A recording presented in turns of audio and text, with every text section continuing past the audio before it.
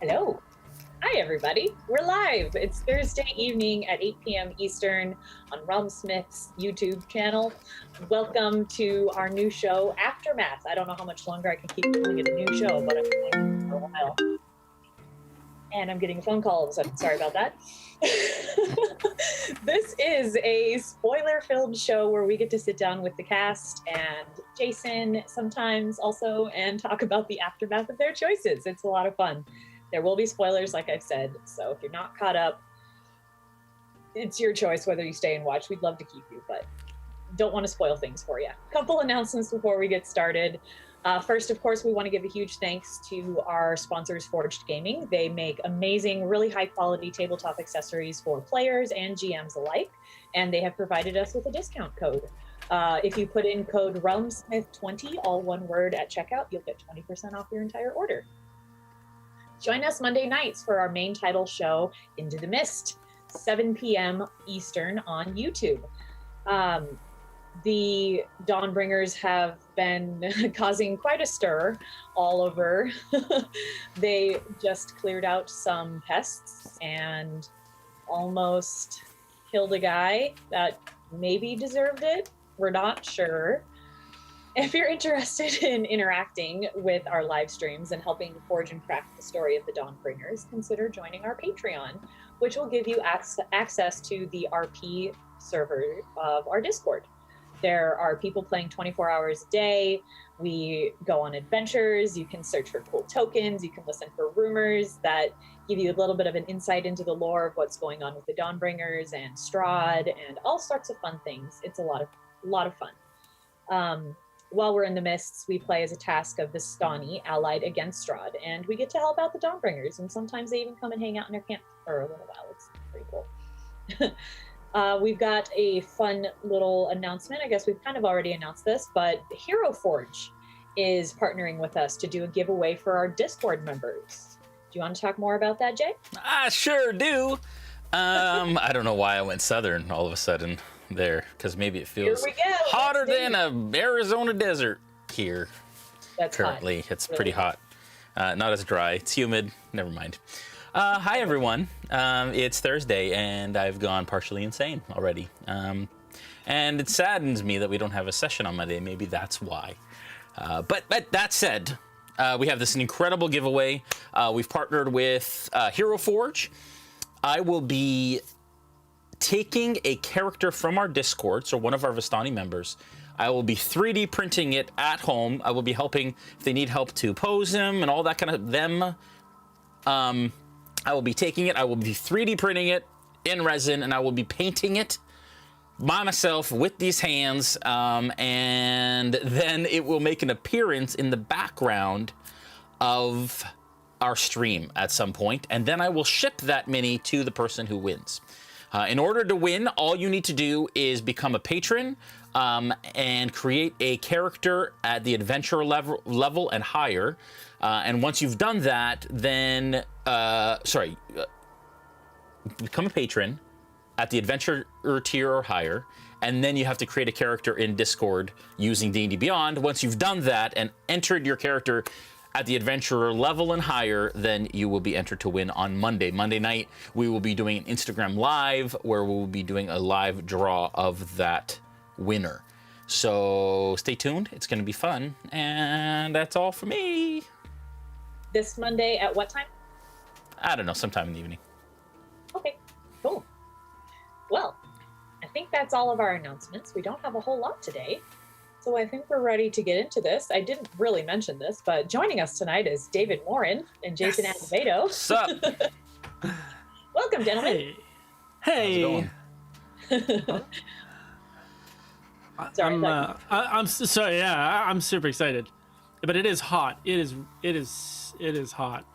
Is it hotter than an Arizona desert? When it's 90 about degrees that in Canada, that's pretty hot. It's pretty hot. Yeah. 90 American degrees, not Canadian degrees. That's Yeah. really bad. What is even 90 degrees Celsius? It's a lot. That's almost boiling. Oh yeah, because water boils at That's 194. That's too You would much. die. Yeah, Yeah, people that- die around 50 Canadian degrees. Yes, you would die around 50. Oh my goodness. All right. So the way this is going to work is if you're watching live and you have a question for David or Jason, you can put it into the chat, the live chat, and preface it with the word question, all in caps. And the moderators will grab that and put it into a chat for me in Discord where I can easily digest all of your wonderful questions. Looks like we already have a couple in here, which is fantastic. There's been a lot that's happened.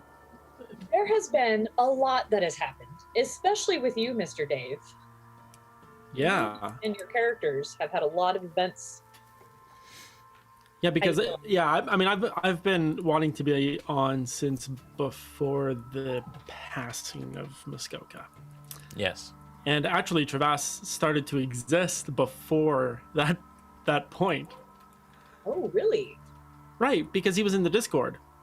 Oh, that's right. Right, so like, there's all that of like RPing in the Discord for the whole week with everybody, not knowing it was me, and then Muskoka going, and the decisions behind that, and then Trevas joining, and last episode. So there's a lot. You might need to dig into your memories to come up with the questions that you had 2 weeks ago. Yeah. Well, that's a perfect lead into several questions that I have. I don't know where to start. You just gave me so many good ones. Let's start with your experience joining our Discord. What was that like for you? And do you have any, like, if there's anybody out there that is thinking about joining but hasn't, if you have any comments for them? It was tons of fun. I think in the week after that, I talked to so many people through Instagram and encouraged them to sign up because it's actually a lot of fun. Even if you don't watch the show, even if you hate us and you don't want to watch the show, like, the Discord's a ton of fun. So I joined without almost anybody knowing that I was joining. One person knew, Elder Ludari, or Sidefar. Sidefar? No, Ludari is Shadster. Shadster. Barba Negra is, Yes, yeah. that's not Barba Negra. Everybody has 3 names. Okay, it's hard. It's hard to remember all 3 of your names. It's really Yes. hard. I knew it was Shadster, but it was Elder Ludari. I joined his camp. Anyways, he knew. Jay, you knew. I think that was it at the beginning, right? At the very beginning, yes. Yeah, at the very beginning, because then I joined. I went to Madame Eva's tent, and John, he did my onboarding, my Madame Eva encounter. He did all of that, not knowing it was me. So I got like the real, authentic experience of joining the Discord. What's that? He's such a good Madame Eva. He is. I'm like, man, he was like nailing stuff about my character. He was really good.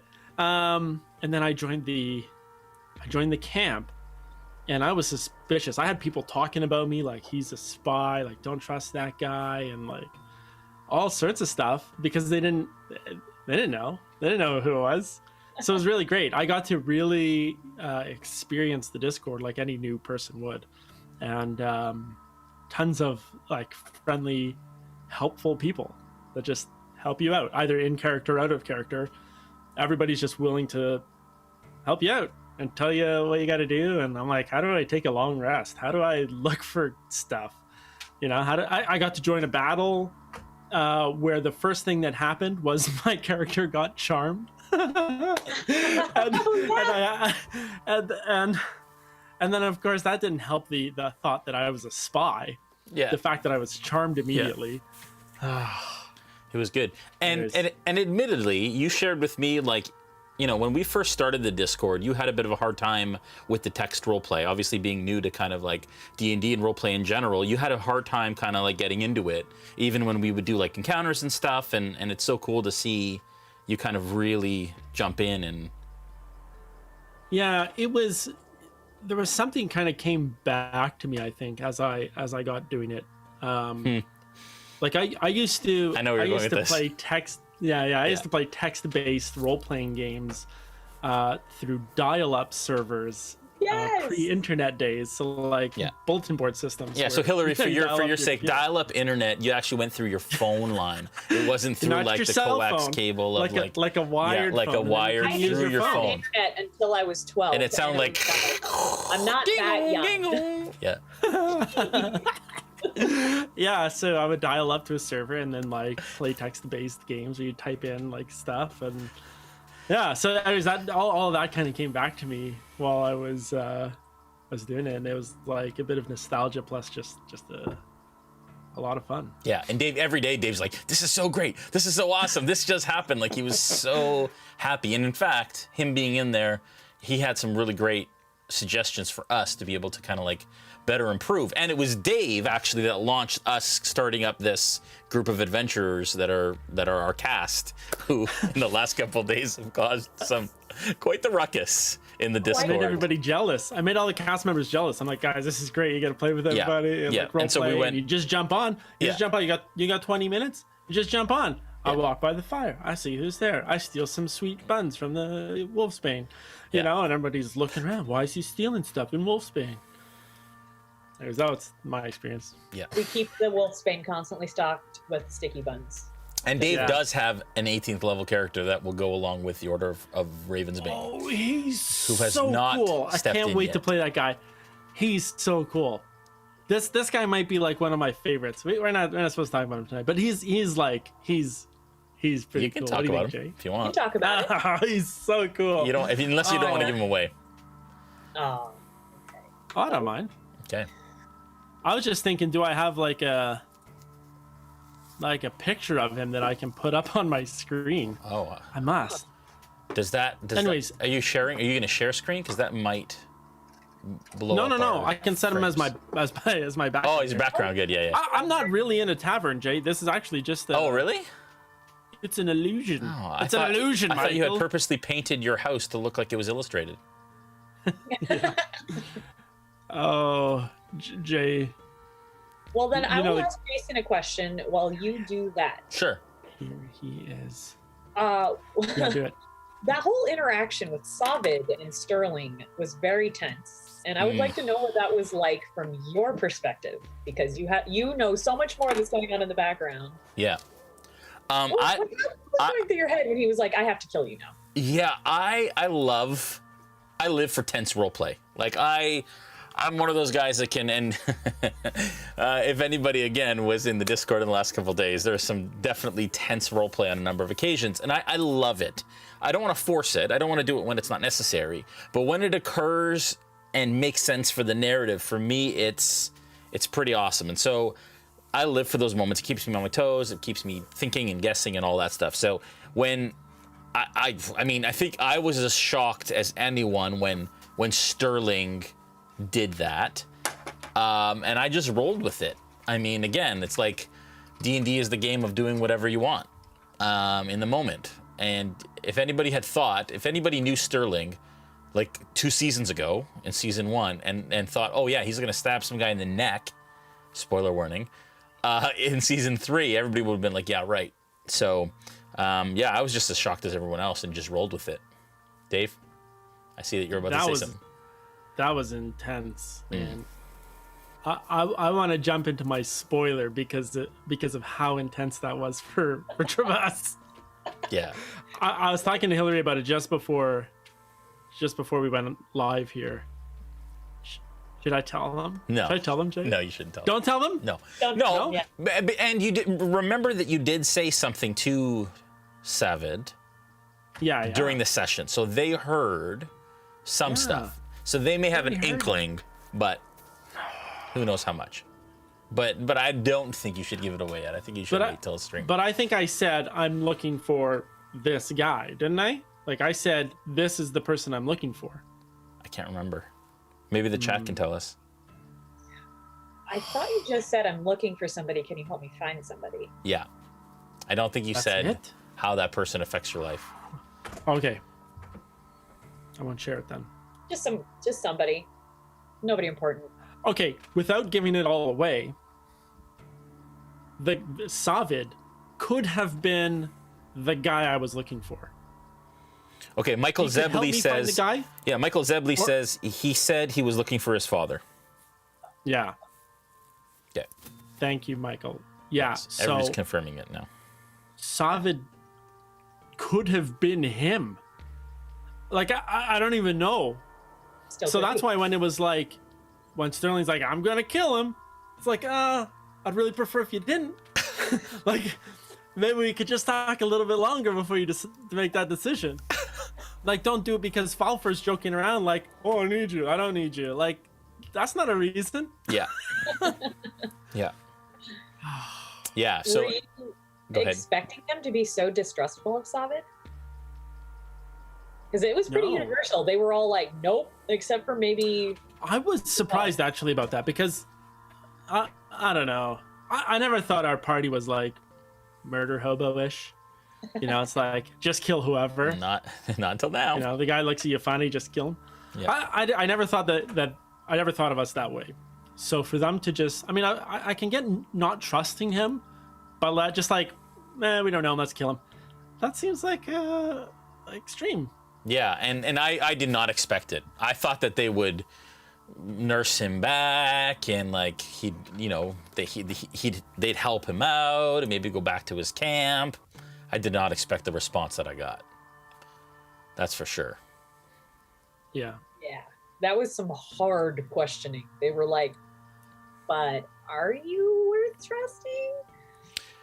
And I think also, on the other hand, I respect it because up to this point, our party's been very trusting of a lot of people that they probably shouldn't have been. And they haven't necessarily been playing or necessarily infusing, I guess, the darkness and danger of Barovia into their roleplay as much as maybe you'd expect somebody who lived in Barovia to do. And so I think Barovia is getting into their skin, under their skin. I think Barovia is finally kind of like getting to them. And Dave, you can speak to that more probably than anyone here. Well, I don't know. I mean, at this point, they have gone through like the for real loss of a member. That's huge. And that was a super emotional episode, like really, really intense. Yeah. And that changes people.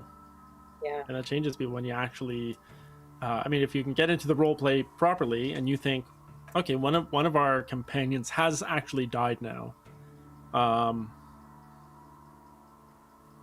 Yeah, you got to start questioning like who you trust. Yep.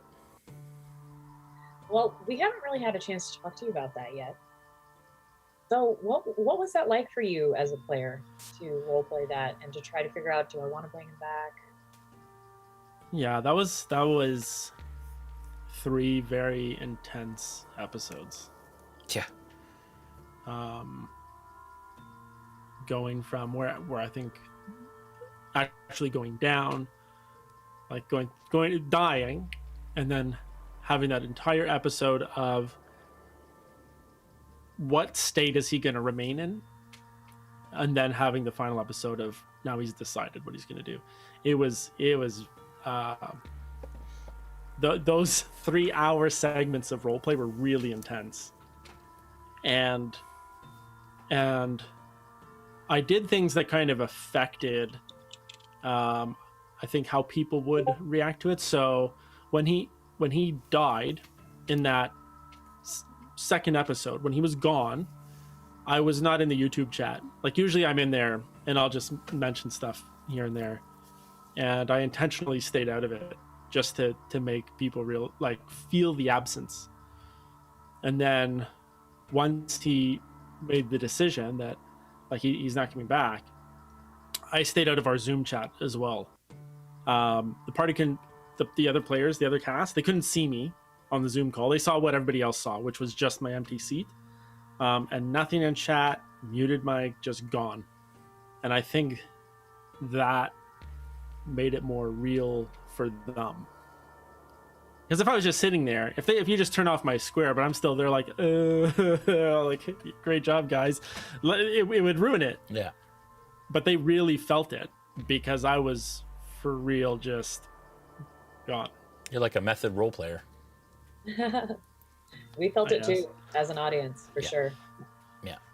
And I think I think that it was intense, and from my perspective, when he died, none of us expected it to happen, and I think that came across. That wasn't planned. We didn't have a conversation about it. That wasn't like Dave wanting to make a new character or something like that. That was honest to goodness character death, unexpected character death. And Yeah. I, of course, as I would with anybody, I reached out to Dave right after. I was like, dude, are you okay?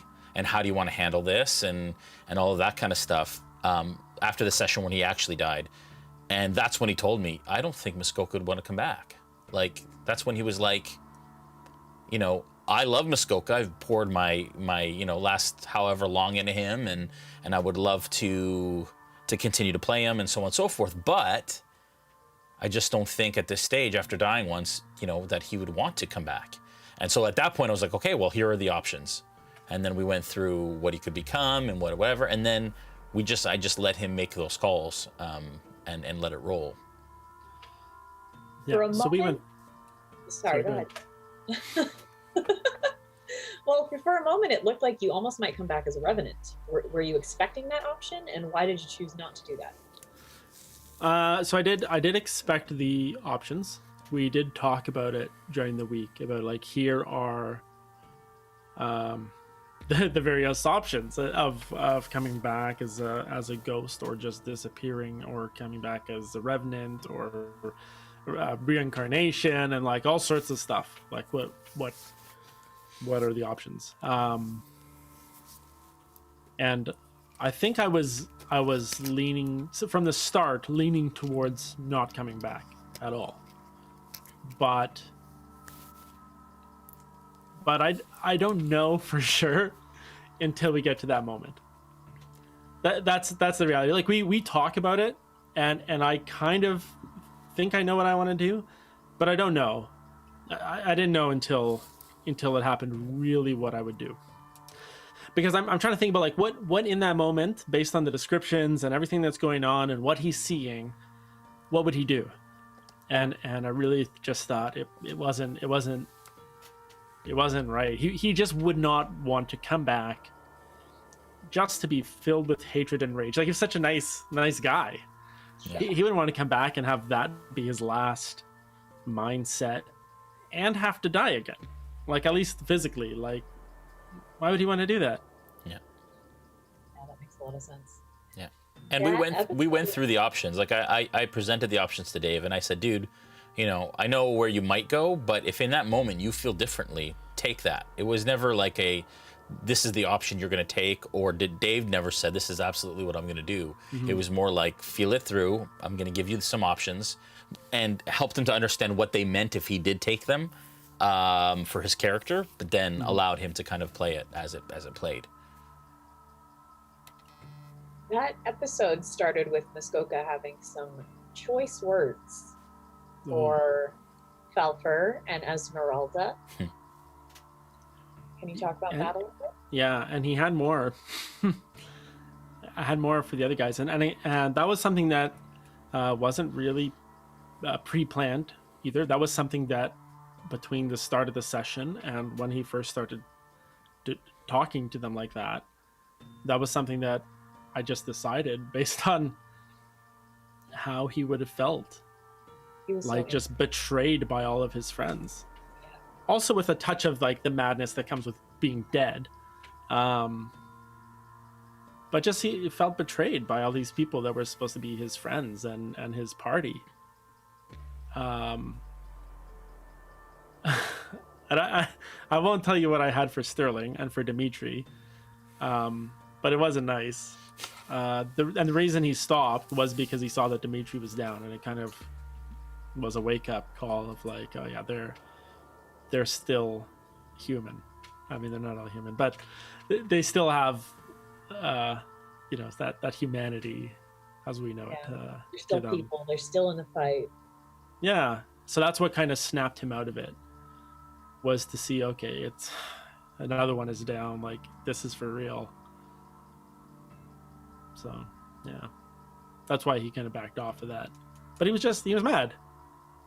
He was mad at people that he betrayed, that betrayed him. Yeah, and I feel like that's such a relatable and understandable reaction to everything that happened. I can imagine feeling the same way. Yeah. I think you handled it really beautifully. Roman Thank Wolf you. wants to know, Dave, how are you feeling knowing Muskoka's soul is trapped in the mists? And I will add to that, wondering, what do you think he's doing? Yeah, it is an interesting thought that his soul is just out there He's and still just there trapped. somewhere.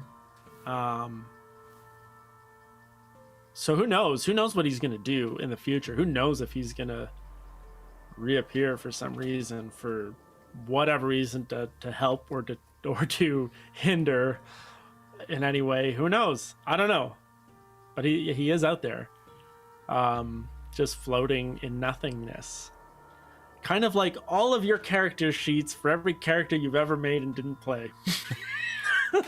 Yeah.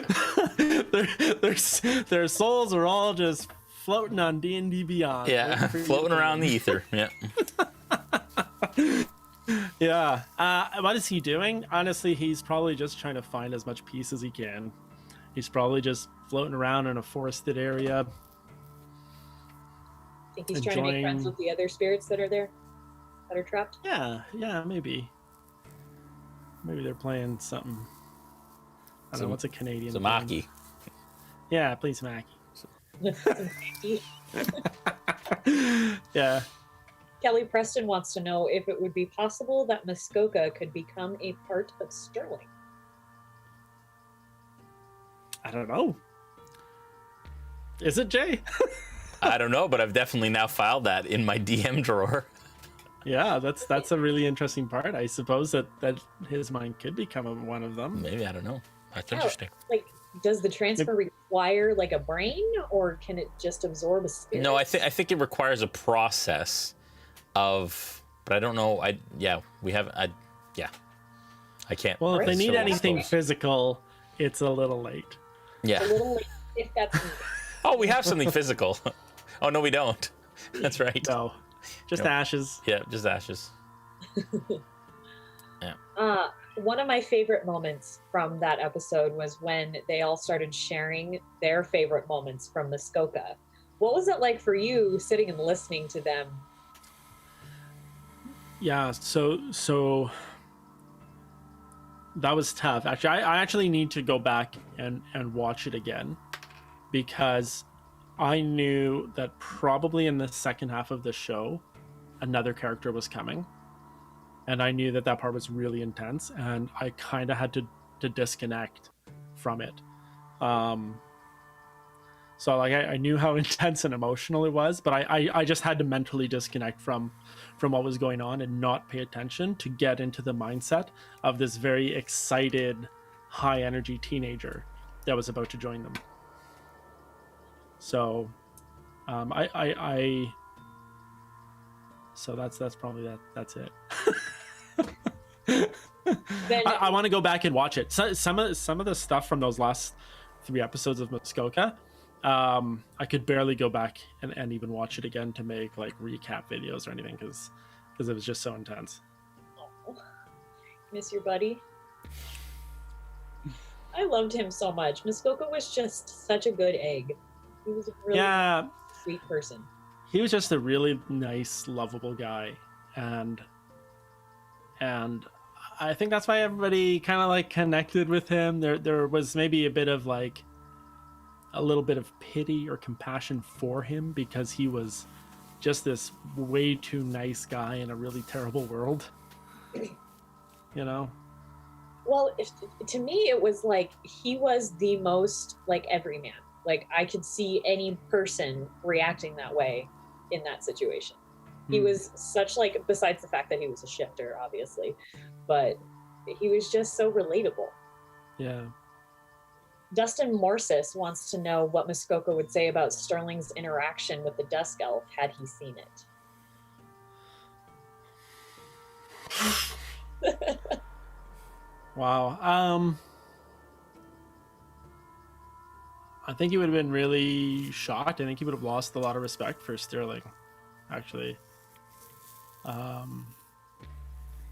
It's tricky because I don't think Sterling would have necessarily. I don't know that he would have developed that way if Muskoka didn't die. So,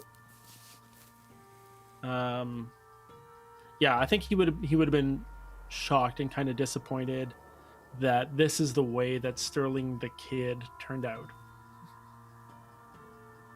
Yeah. Yeah, I'm also quite surprised that the party's okay with it. Like, the party's just kind of accepted it and continued their tour of the mansion, right? Like, Yeah, he stabbed the guy through the neck. yeah. And then they're like, we'll just lead him around like he's an animal. Yeah. Like, I'm quite surprised. I mean, for Falfur, it's interesting because, I mean, Falfur is from a Dread Realm, right? He's from Darkon. So the fact that he's seen these things, and Falfur has a bit of a dark side anyway, so that doesn't surprise me. Dimitri's response surprised me. Even Esmeralda's, response, and they're kind of non-response, I guess. Kind of. But again, it's Sterling, and it's like they understand what this world is, and they also understand he's having a kind of an identity crisis right now. So, yeah, it's quite interesting. I found it very interesting. So I have one more question about the Muskoka thing before we can move on to questions about Trevas. I want to know, what was your reasoning and like the thought process behind possessing the baby, and did it go how you wanted?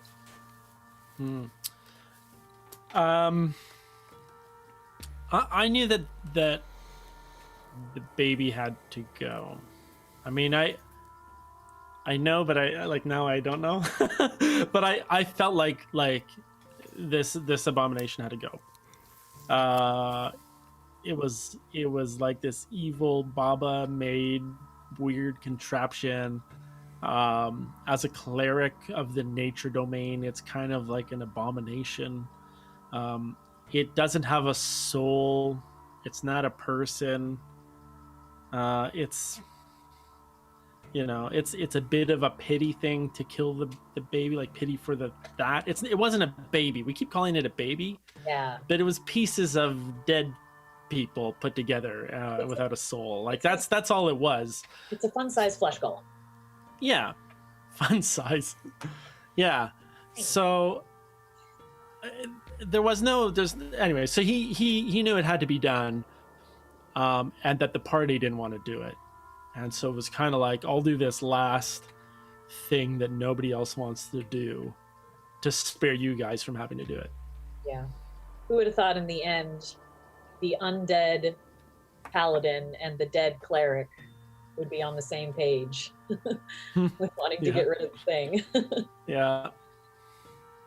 I guess this is kind of a question for you, Jason. Charlie Baines wants to know if Muskoka will become an Obi-Wan ghost mentor for Noggins. Yeah. Happen. That's funny. That will have to remain to be seen. I think, Great idea. Again, nothing dies in Barovia. So whether or not Muskoka makes another appearance is up in the air right now. I haven't had any plans, but we'll see. It is a possibility. So, Trevas came running in. Oh my Strad! The Dawnbringers! It's so cute. What was the reasoning behind using that? And also, if you don't mind revealing, what is his experience with Strahd? What does he think of it? Oh, okay, yeah. Somebody asked me this on. I did an Instagram stories thing this week, and somebody asked me that question. In this world, Strahd is like a god, right? He controls everything. He sees everything. He lets stuff happen that should happen, and he stops it from happening if he doesn't want it to happen. So it was kind of like, but he's not like loved or revered by Trevas. So it's kind of like a curse. I'm using Strahd's name in vain, if you will. Like that's what it is. It's just like I've used Strahd as a curse, and it's a bit punny. It's good. It's really good. It was great. Does he have any personal experience with Strahd besides just being a local Vistani? No, No. You mentioned he's seen some stuff when Sterling was like, "But have you seen it?" Yeah, I mean he's a local kid. Like a local kid doesn't make it to his late teens unless he sees some stuff and he goes through some stuff. And he's an adventurer. So he will have gone on his own sort of little quests on his own and accomplished some things on his own and defended some people and killed some monsters. And that's yeah, he's just been through that life. Yeah. Like I think you could not make it to adulthood in Barovia without seeing some stuff and being through some stuff. Yeah. Like, where'd Jimmy go? Oh, he's in the pies. And now the heroes are eating him. Oh, you had to go Right? there. You had to go there. Oh, poor Jimmy. DeFrey just asked for an insight check on David regarding whether or not he has a closer connection to Strahd. There has definitely been some questioning in the chat as to whether or not you're a Strahd spy within the party. Would you like to comment on that? No. I can't. I won't get too much into that stuff. I think. Will not confirm nor deny. Yeah. Question from Mr. Carrot for both of you. Whose idea was it for Trevas to start his journey via joining us on the Discord? I don't remember. I think it was your idea. I'll take credit for it. I think it was your idea, actually. I don't remember for sure. But it was a good idea. It was a great idea. Yeah, it was a joint idea. Let's say that. I honestly don't remember. Thought it was yours, but I'm not too sure. But anyways, it was great. When we work on new characters, I don't know how it works with the other guys, but generally I'll bring a concept to Jay, and then we'll work through it. And I wanted to play a local. I wanted to play a local Barovian, like not somebody that got sucked in through the mists, but just somebody that's their land, and they just want to do good for their own people. So that was kind of the starting point, and then it just from there, it kind of made sense that I would, because of my backstory, that I would seek out the camp to see if I could find who I'm looking for, and that's why he ended up in Gakis. And that's why I asked so many people in Gakis about their lineage. Every half-elf that I met, I spoke to about their lineage. I asked people about the Dusk Elves in Gakis, and nobody knew anything. Yeah. So, some people mentioned to me in the out of character channels, they're like, I don't think we're supposed to know about them. Like people that knew about them, but like we're not supposed to know about them. Metagaming, jeez, Dave. Yeah. So yeah, I mean for people that I actually role played with that are half elves, they'll probably remember me asking them stuff like that. Like, were you born here? Where did you come from? Why are you a half elf? That was such a great reveal. It was. It was so good. And Elder Ludari / Shadster is yelling at you in the chat saying, hey, you better not be a Strahd spy. Ludari vouched for you. Yeah. Please just take care of my horses until I get back. Yeah, your wagon's just kind of hanging out there. Yeah, I've got a wagon and 2 horses. Yeah. And I didn't he's poor. He's from Barovia. So he'd never ridden a horse. So when they gave him these horses and the wagon, he's like, I don't know what to do with these. So he walked with them to camp, like leading them, pulling the Vardo. It's like, I don't know what to do with this. It's great. It's so good. So we've got a really interesting question here from Michael Zebley for Jason. And this builds off of, Ludari says, if you're a Strahd spy, the horses die. Anyway, back to Michael Zebley's question. He wants to know, Jason, do you make your PCs change alignment if they stray too far from their original alignment for too long? Huh. Alignment's really interesting in 5e. It's definitely really different from how it's been in other editions.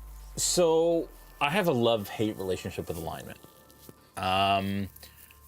I think it's a great, and a lot of people will stone me for this, but I think it's really great when it is used as a benchmark for the way that your character might act initially.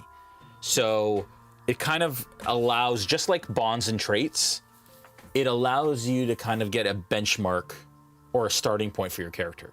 The problem with alignment for me is that you're living and existing in a world that affects you and should affect you as you go, just like our world does.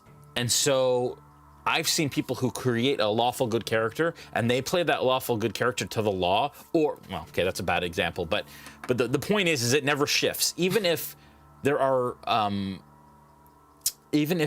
events that change their character or should change their character or whatever, they always maintain it. And I don't think it's my responsibility to hold a player responsible for not playing their character based on something they chose when they started that character.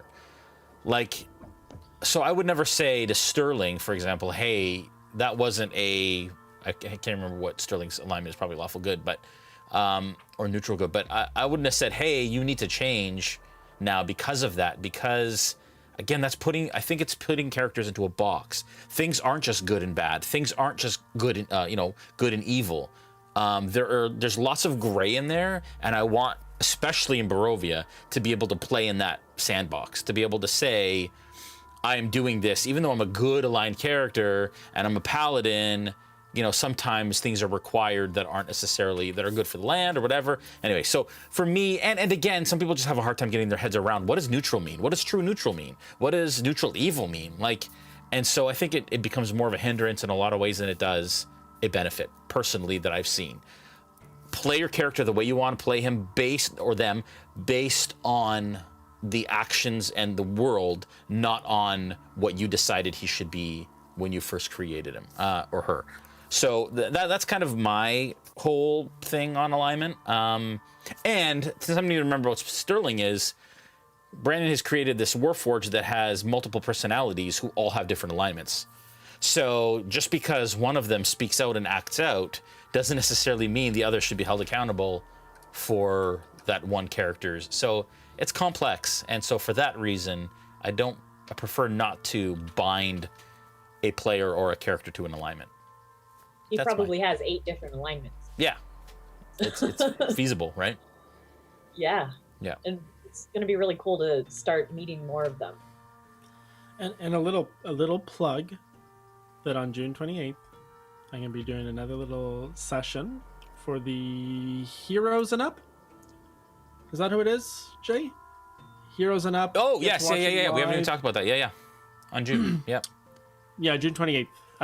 It's so Heroes of the Realm and Up can watch it live, and then Adventurers and Up get the VOD. Yep.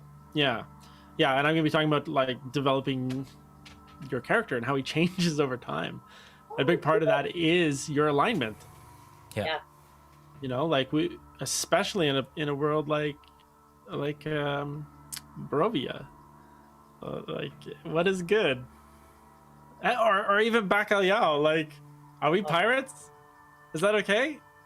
Are we the good guys? Yeah. He so wants to be good, but he's just absorbing everything from everybody around him, and it's making him a little twisted. It's like we're the good guys, but we're pirates, so we're supposed to steal stuff, right?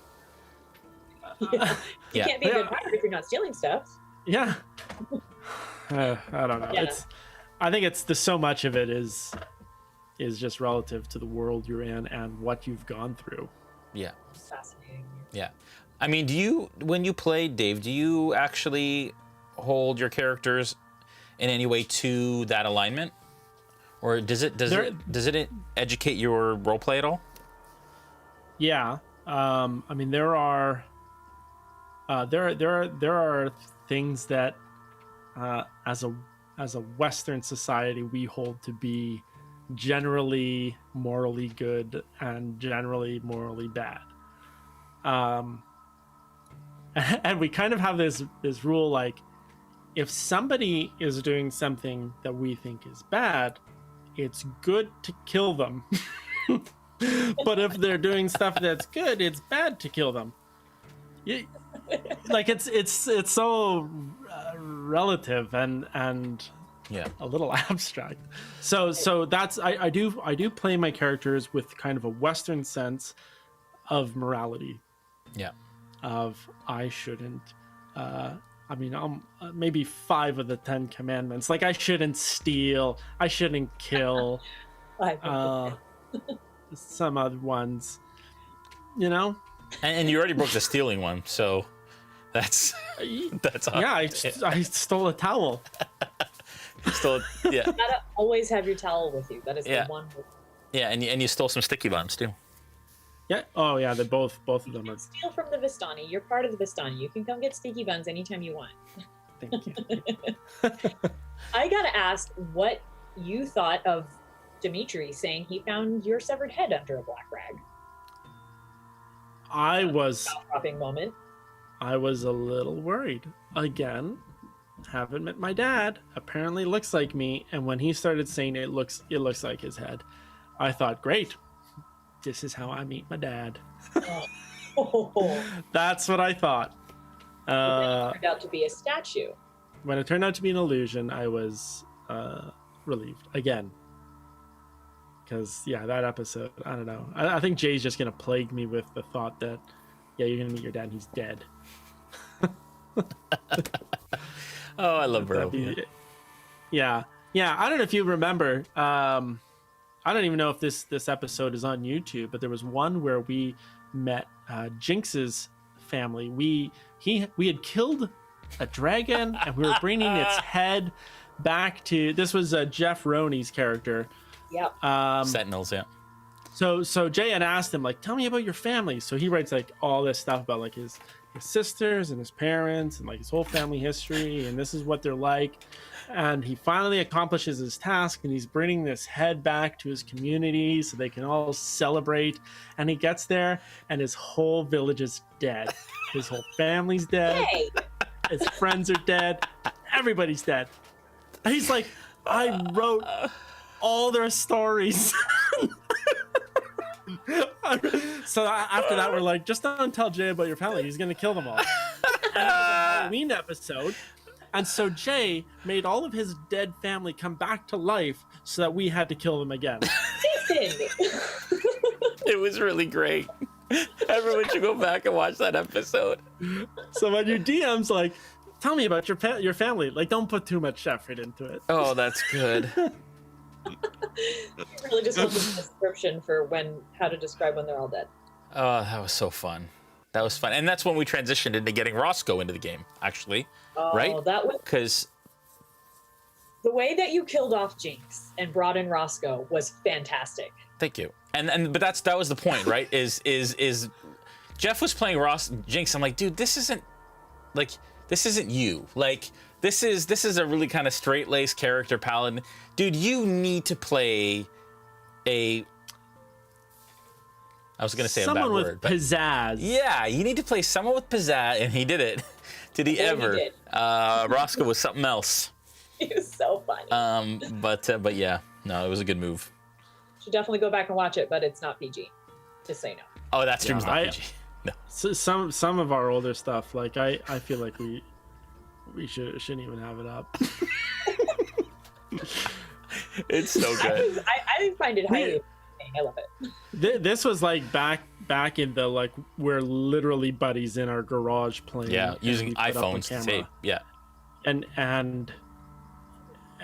we talked and joked like we were buddies in a garage without a camera. So yeah, I don't know. I feel like maybe we should go back through some episodes, Jay, and we should. It's so fun. That was a fun time, and honestly, it doesn't even hold a candle to Critical Role when it comes to rating. So we're not even close. We're good. Yeah, I love those guys, but yeah, we're tame in comparison. Going back to the head under the cloth, was it because Dimitri was the first person that found it, or was it because Dimitri found it? Would somebody else have seen it? Oh, that's a great question. I rolled randomly, as the campaign suggests. That's a little inside baseball, but I rolled randomly, and it just happened to be Dimitri because he checked.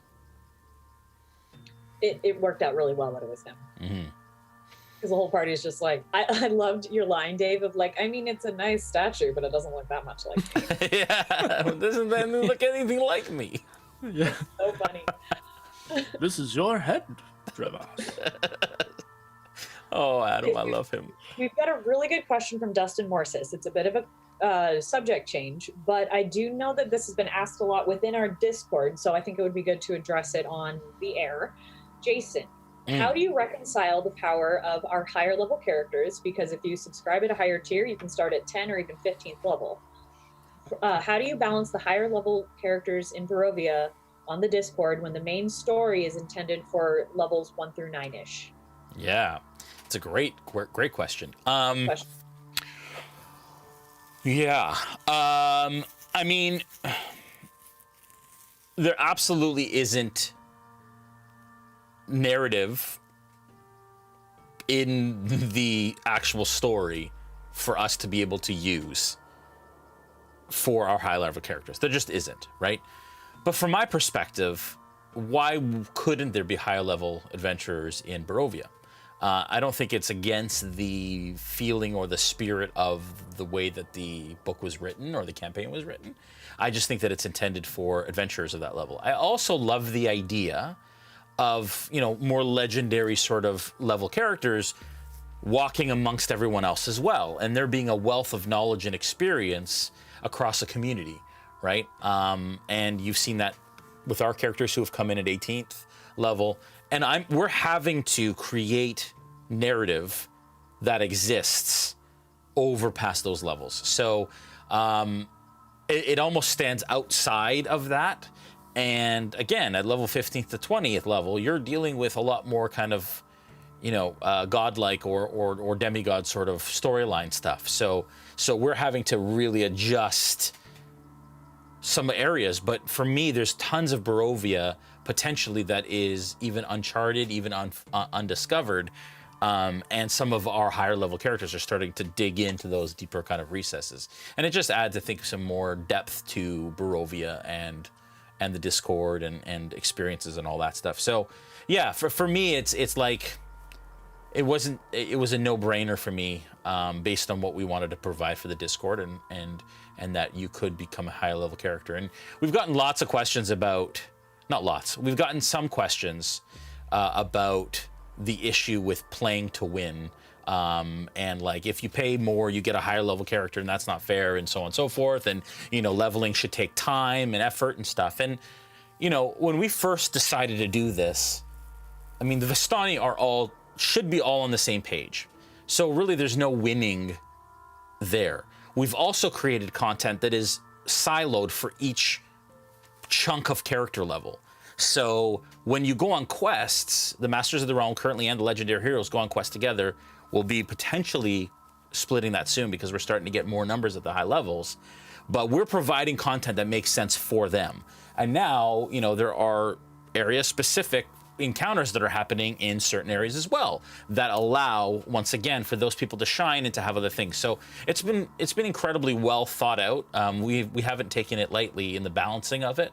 But, you know, just like any mobile game or WoW or whatever else you might play, the more that you invest, you know, financially, the more, you know, access you get to certain content.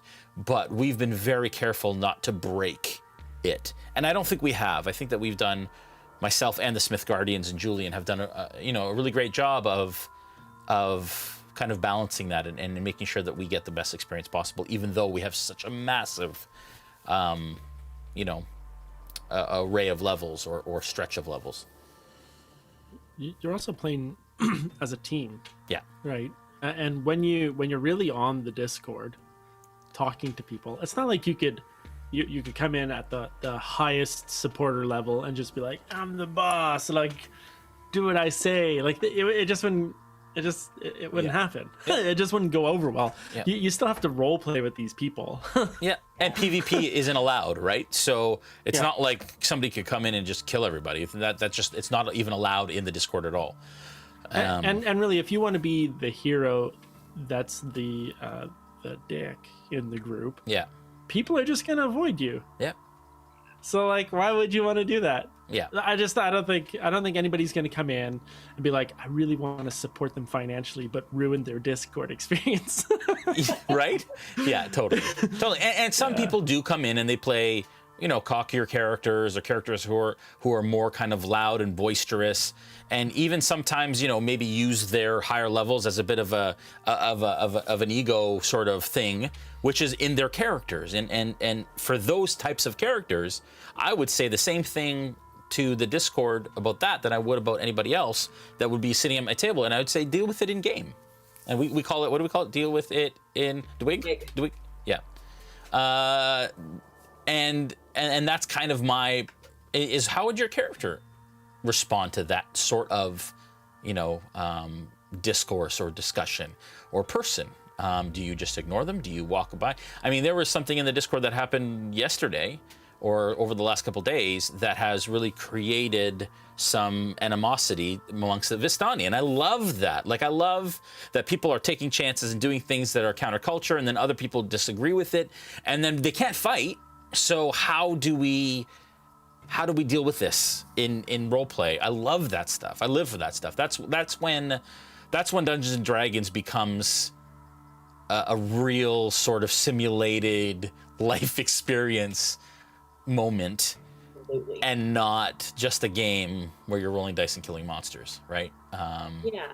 And for me, that's fun. And from a content creating point of view, it's been incredibly fun taking this historic, storied, beloved module and expanding on it and fleshing out parts that haven't really been filled out. And I don't know, I just think it's been really cool. Yeah, and Dustin just said, it was more of a question about narrative. And so, so as far as narrative goes, we're digging in and home brewing things at higher levels that make sense for these characters. And beyond Can we that, just take all of the highest level characters and just go fight Strahd now? Yeah, that's also a question I've gotten. But we're not quite ready to end into the mist, so that won't be something that will happen anytime soon. But yeah, and apart from that too, Van Richten's Guide to Ravenloft has given us now lots of options as to higher level things above 10 that we could potentially bring in as well. So there's all that. Tabletop Santa wants to know if we are working on any of our own source books or campaign guides in a home and also in a homebrew world. Tabletop Santa. I thought Rich was gonna talk about my hair and all that stuff that he typically does on a weekly basis. In their socials. The Guardians didn't give it to me yet. Fair enough. But yes, so we've been homebrewing some quests for patrons that exist. So our Smith Guardians, who are awesome, have been writing some amazing modules for our Weavers, who are our community DMs, and they run quests every month for a number of different levels. So those are published PDFs that you can run for your own world, and we have created stuff for adventure boxes that are part of our home world, and we've been thinking about releasing those to the Patreon community in some way, shape, or form. So all of that is an absolute possibility in the future. We have our own homebrew world that most of the characters on the Dawnbringers actually come from, called the Loon, which was started in Order of Dragonsbane with Brandon DMing and has crossed over into our adventure boxes, and then now has crossed over into Barovia. So it's fun. And actually, Dimitri and Sterling, and then some of the Ravensbane characters are also from a Loon, so it's fun. We're getting close to the end, but I think we have time for a couple more questions. I want to ask you, Dave, Trevas has gotten a considerable amount of pushback from the Dawnbringers, specifically from Esmeralda and, of course, Joel Felfer, which, I know some of that is just which one? Make you a hard Joel time. Or Felfer? Both. But especially that initial conversation, they were like, you're just a kid. Like, why do you think you can be here? Was he discouraged at all by that? Was he expecting that? I don't think he expected it. Sure, it was a little bit discouraging. I thought it was hilarious that, I mean, Elder Ludari went with him and vouched for him. Yeah. And they're still like, not sure. Then this guy shows up. He's like, I think I was the goat you were with. And they're like, come on, you're one of us. Like, this guy with memory problems that was a goat. Oh, it's great. No problem. It's great. It's But so this true. kid that's like, I grew up in Barovia. I hate Strahd. I want to bring the sunshine like you do. They're like, I don't know. Stab him in the neck, Sterling. Are you starting to feel it's a little personal, Dave? No, it's good. It's good. I think he would be most hurt that Esmeralda would reject him because she's like a hero, like a local hero to him. Falfer's just doing what he's got to do. And what? Yeah, and Felfer's typically the counterculture sort of member of the group who kind of, you know, is the devil's advocate in a lot of ways, or Strahd's advocate. From how does Trevas recover from that, Dave? Like, how does he deal with his like fanboy kind of moment going awry and meeting his heroes and them not necessarily being what he thought they were? Yeah, definitely know what he thought they were. Falfer pushes me into a room with 9 spiders. Sterling tries to kill somebody that is just hiding, who's obviously been in a battle and is just hiding for his life. And then Esmeralda's like, we should just kill you too. You know, so like the Dawnbringers that are like the good guys, it again shows kind of the relativity of good, of what's good. Yeah. These are the good guys, but they're all terrible people. And So and I how think- much of that was affected by Muskoka and them not wanting a new person in the group, and what does it mean to get close to somebody again, and then and he's young, right? Yeah. He's probably a little annoying to them.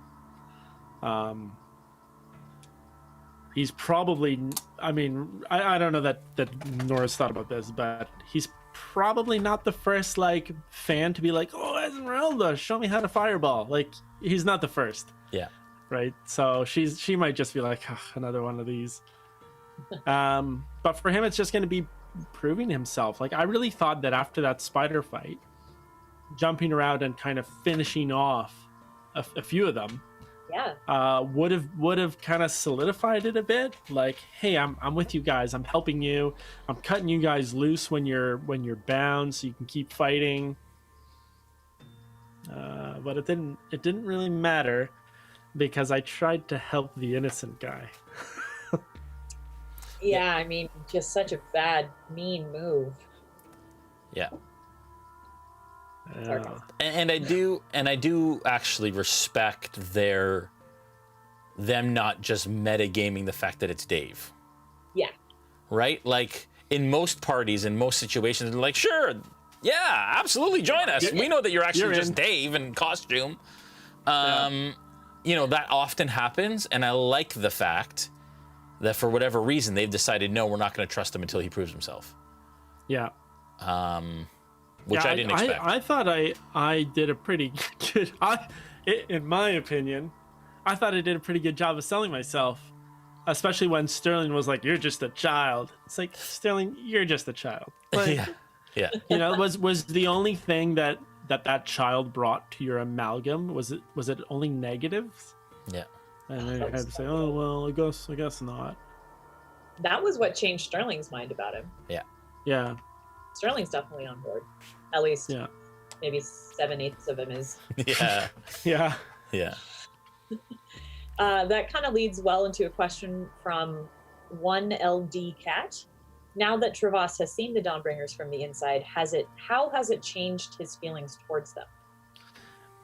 Yeah, like I was saying, like they're not this all good heroic group. They're a dirty group of people that are just slugging it through a crappy world with a crappy situation. And they're normal, I guess. I mean, maybe even not normal, but on the darker side of not normal. You know, like the Vistani are like not normal because they're happy. These guys are like not normal because they're like, I don't know. It's like the guy who hates his job and is just like, I gotta go to work today and just kill monsters because that's what I get paid to do. Like that's how it felt like with them. Yeah. So this is just what we gotta do. Just gotta go out there and free the world some more today and do it again tomorrow. Yeah. Yeah, and I do wonder what it'll take, right? And maybe it's an opportunity for Trevas to be that wake up call that they need to be like, guys, like I thought you were the bringers of light, but yeah, you know, I mean that could be an interesting conversation to be had. So, yeah, I'm hoping that he can bring up their energy a bit more. I think he can connect with Falfar pretty well because Falfar is a joker sometimes, and being a teenage kid, he's like, yeah, that's hilarious. Like pretend that you're the severed head, like that's awesome. Even him trying to push him into the room, he just turned it into a game. Like, haha, nice try. Yeah. You know, so I'm hoping that he can connect with Falfar kind of on this lighter side of his personality. Yeah. bring that back out a bit. All right. We'll see. Yeah, we'll see. That is for sure. All right. So last question, I think, because we're about 15 minutes past the hour. Jason, let's talk a little bit of Van Richten's guide. Have you had a chance to look over it at all? Is there anything? Yeah, so I've breezed through it. I skimmed it. I haven't dug deep, except into a couple little things that I've already decided to integrate. But I can't say what those are. But stay tuned because you'll see them soon. One of which actually we did integrate. We were talking about the Mist Talisman, which are featured in Van Richten's guide, that featured with Noggin's character. And there's one other thing that I'm absolutely expecting to add next session that you'll recognize if you guys have read it.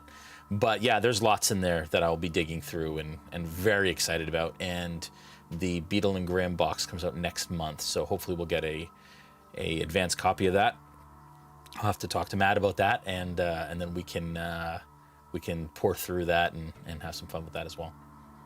Have you looked at all at the creating your own domain of dread part? I haven't actually dug too deeply, and I know you sent me that question, that idea today, so there's a possibility coming soon. But I saw that D&D Beyond did create a domain of dread with Taliesin, right? Yeah, it was really good. Was it? Yeah. So it's so cool, man. I've heard that this book, people are saying this book is the best book D&D's ever put out. Yeah. And that it's very socially aware and all of that kind of stuff. And so I'm very excited to dig deeper. Yeah. I've just been super busy. So I know that I saw a couple questions in there from audience members of like, the book just came out. Are we going to see it? The answer is yes. We are bringing it in. We are super excited about it. Jason, yes. I'm sure isn't even going to tell us all of his plans. So yes, absolutely. Oh, amazing. I'm super excited for all that stuff. All right. Well, I think that brings us to the end. We could keep talking for hours, in my opinion. He brought in his. You can only see his chest. His muzzle down. But he's a looker. Oh darn! This guy's great. Discord. What was that? You could post it in the Discord if you wanted. Yeah, I could do that if I wanted. Or we just show up soon, Dave. with him. But you're not going to see him. It's a text-based RPG. But there's pictures, David. You use the OOC channel to do your descriptions, which you can include a picture with. Oh, you guys. This is my guy. Look at There him. he is. Tabaxi! He's great. He's a Tabaxi warlock. His name's Sai. He's awesome. Oh, He's super cool. Yeah. I can't wait to play him. Yeah, he's gonna be great. I can't wait. oh! I just remembered I had one other question. Jason, what was on the table that we didn't get to see? Yeah, good question, Jay. What You'll was on find out. I'll give you one thing from here, and me one. see if you can What was one? find out. Oh man, this one. I'll show you this one. Ready? Yeah. it's Oh, a the Vardo. Vardo. Is that And that's is that all. my Vardo? That's all. Did you think that you thought we were going to go back to Gakkus? That's all we're gonna see. Or maybe That's what he thought. that Bardo that blew up by that one random tower is just magically back together. Maybe. Yes. You'll have but- to tune in on the 31st. Yes. So no stream or aftermath next week. We are taking a week off for Victoria Day, I believe. Yes, Celebrating the Queen's birthday. the Queen. Yay! Go the Queen! All right, everybody. I think that's what we're going to call it for the day. So, Dave, Jason, do you have anything that you would like to plug? Anything you're excited about coming up? David. Jay, are we doing a thing? You asked me about are we going to do it if we're going to do a thing? Maybe on That Sunday. face. Oh yeah, that's not. I haven't talked about that yet. You can't talk about that yet, Why? guys. I haven't announced it. Don't want anybody to show up. That's Yeah. why. That's why. All right. Yeah. Well, there isn't a thing on Sunday, maybe. There's nothing on Sunday. And we're not talking about it right now. We're definitely, I'm not talking about a thing that's not going to happen. No. Anything On else? Sunday, The 28th, Dave is doing a seminar. In June. of June. Oh, 28th June. of Over a June. month. Not this Yeah. 28th. Okay. Yeah. That's gonna be fun. Yeah. Please come. A lot of fun. In fact, I mean, if you wanted to do it this month instead, David, we could maybe work that out. But if you want to do it in June, Trying we'll to do it in short June. notice. What? When would it be? I don't know. We'll figure it out. Well, if you're a subscriber, Yeah. like if you're a Discorder, Yeah. then you can find out. Thanks, everyone. Thanks, guys. Jason, I love did you these have- guys. I love these guys Yeah. that come to this aftermath. By the way, they're the best. They're the best. They're probably the guys that I role played with, who are on my Instagram already. I love these guys. Yeah, they're great. The best community. They're so great. They're so great. Thanks, For me, no session like Hillary said. No aftermath next week. We are working on a bunch of different things currently that we'll be rolling out in the next little while. But I actually need some much needed relaxation. So next week I'm taking off from work. But part of it is also Julian and I might be doing a plot retreat to plan things and be devious. Just the two of you. That's Just the two special. of us. That's cute. Yeah, very cute. Big weekend. Yeah, it's gonna be good. But yeah, no, nothing specific except for the Hero Forge thing. Again, Monday is the deadline. So if you're interested in getting a hand-painted Hero Forge mini of your Vistani character from the Discord, definitely join Patreon, and then you will get an entry for every level of your character, of your tier. Wait. What? I forget what we said. It's in the Top quality it's in the content Patreon. in the Shush your face, extended David. minutes of the show. today. On the Patreon. For every level of your tier. That's what it is. And there's nothing happening on Sunday, so make plans. All right. Yeah, So that that's is a exactly. great way There's to- nothing happening on Sunday, David. Okay, well, a huge thanks to our sponsor, Forged Gaming. A big thanks to Dave and Jason for being here with us tonight. Thank you so much to my fellow moderators, the Smith Guardians, for everything that you guys do. And of course, thank you to our viewers. We couldn't do this without you. So we will see you not this Monday, but next Monday, and definitely not Sunday as we venture back. Bye. Bye.